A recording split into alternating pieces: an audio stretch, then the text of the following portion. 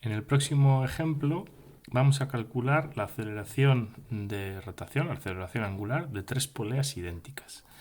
Tenemos una primera polea de masa m y radio r y vamos a asumir que es un disco, por lo tanto tiene un momento de inercia de 1/2 mr cuadrado, al cual le colgamos una masa de valor 2m, o sea, el doble de lo que pese la polea.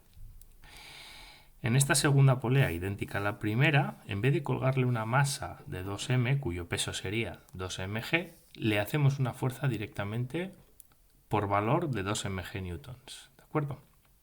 Y esto es una especie de yo-yo, una polea, un disco idéntico de m y r con un momento de inercia 1/2 mr cuadrado, el cual se va a ir descolgando, desenroscando, y quiero calcular también su alfa. La pregunta es, ¿van a ser las alfas iguales al tratarse de discos idénticos o hay diferencias de aceleraciones angulares y por tanto de velocidades de rotación? Particularmente me interesan los casos 1 y 2 porque aparentemente tendría que ser lo mismo o puede ser contraintuitivo el hecho de que tirando directamente con una fuerza de 2mg o colgando un peso de 2mg, estas alfas fuesen diferentes. ¿De acuerdo? Bueno, pues para ello vamos a utilizar las ecuaciones de movimiento que hemos aprendido hasta ahora. Como sabéis, se tiene que cumplir que la suma de momentos tiene que ser igual a I por alfa.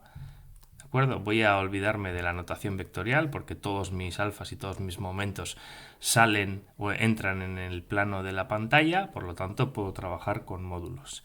Y si os fijáis, en este primer caso, voy a empezar por el caso del medio, la única fuerza que hace un momento porque está a una distancia del centro de masas es esta fuerza F con la que estamos tirando del cable.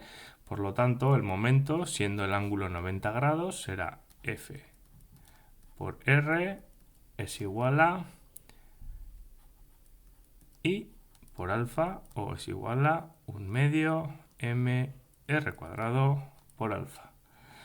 Bien, si supongo que F es 2mg, tengo que 2mg R es igual a 1/2 mr cuadrado por alfa y por lo tanto, si simplificáis todo, alfa es igual a 4g partido por r radian entre segundos. ¿De acuerdo? Bueno, veamos a ver este otro caso. Formalmente, aquí la única fuerza que crea un momento en este disco es esta tensión de aquí. El principio de acción y reacción me asegura que esta tensión es la misma que sufre esta caja.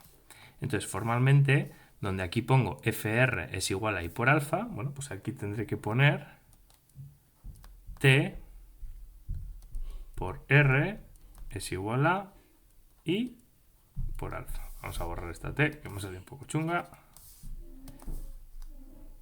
T por R es igual a...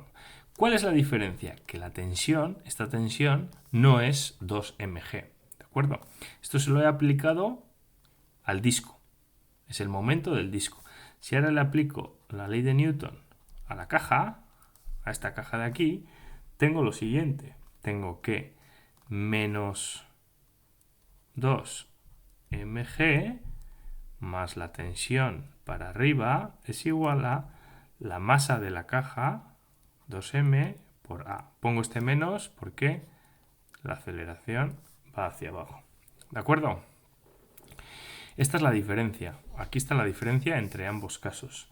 Bien, si la cuerda esta no es extensible, estaréis conmigo de acuerdo que la aceleración hacia abajo de esta caja es la misma que la de este punto del disco. Por lo tanto, lo que puedo hacer es lo siguiente. Esto será... Puedo relacionar la aceleración lineal de esta caja hacia abajo, que se mueve con una aceleración A, con la aceleración angular de este disco, ya que este punto y la caja se mueven con la misma A. ¿De acuerdo? Vale, Pues despejáis de aquí la tensión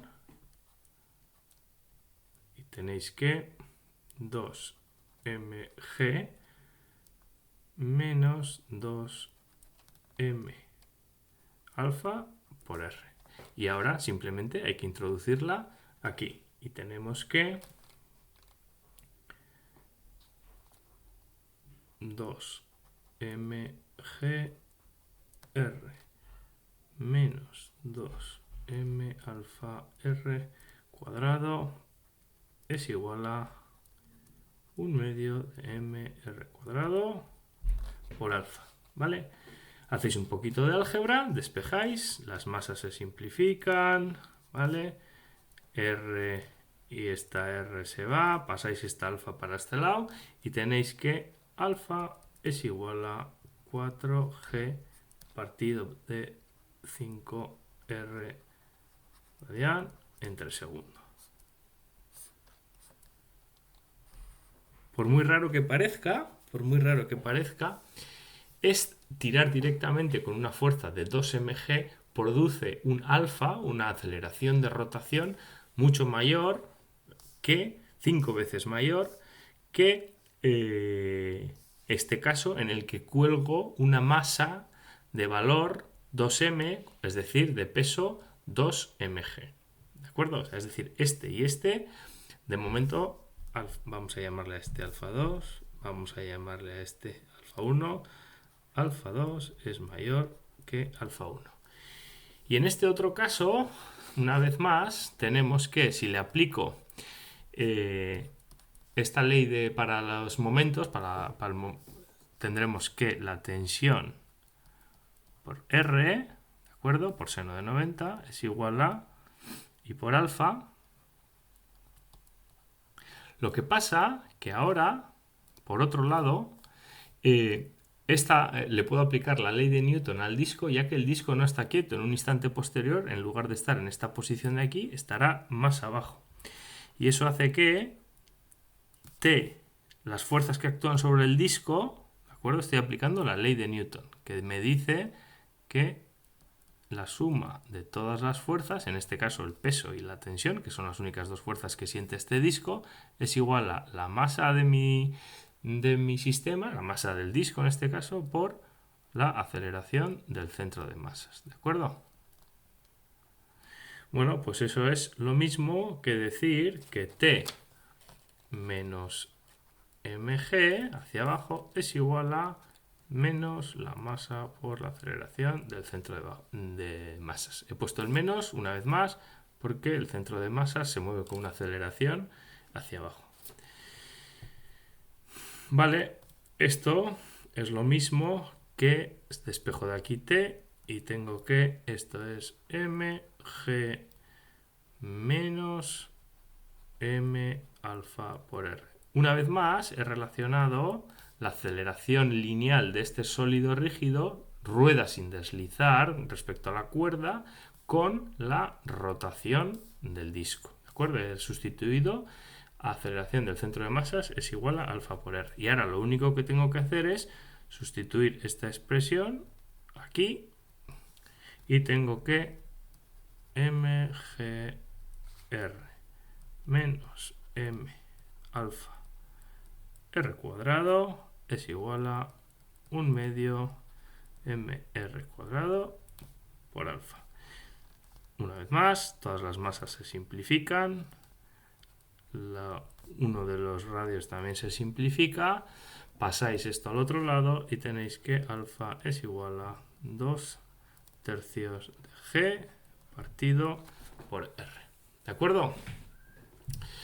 Alfa 3. Entonces, las tres poleas se van a mover con alfas distintos, con aceleraciones diferentes, van a correr diferente y llama particularmente la atención la diferencia que hay entre estos dos casos. Muy bien, pues con esto se termina el ejemplo.